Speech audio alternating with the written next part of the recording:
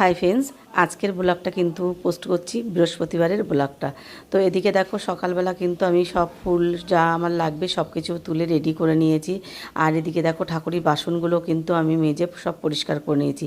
আর এদিকে বেলপাতা, তুলসী পাতা, নীলকণ্ঠ ফুল, দুব্ব সব রেডি করে নিয়েছি। আর তার সাথে কিন্তু এখানে রয়েছে আম, লেবু, পেয়ারা, কলা, পান সব কিছু রয়েছে। আর এদিকে রয়েছে সন্দেশ।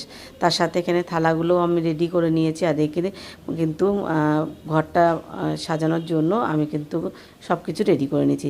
তো ঘরটা যাই হোক আমি পেতে রেডি করে নিয়েছি। মা লক্ষ্মীর সামনে আমি ভোগটা নিবেদনও করে দিয়েছি। আর এদিকে কিন্তু দেখো বাবা ভোলেনাথকেও কিন্তু রেডি করে নিয়েছি। নিয়ে সব কিছু মিলিয়ে মিশিয়ে আজকে ছোট্ট একটা মিনি ব্লগ তোমাদের সাথে শেয়ার করছি। কেমন লাগছে অবশ্যই কিন্তু কমেন্ট করে জানিও। আর এদিকে দেখো আমার গোপুসোনাকে কিন্তু স্নান করিয়ে তারপরে কিন্তু গোপুসোনাকেও রেডি করে নিয়েছি।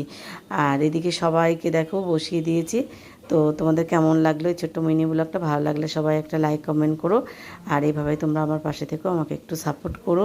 আর আমার বাড়িতে একটু সমস্যার কারণে, যার কারণে আমি ঠিকঠাক করে কোনো রকম ভিডিও ব্লগ আমি কিছু পোস্ট করতে পারছি না।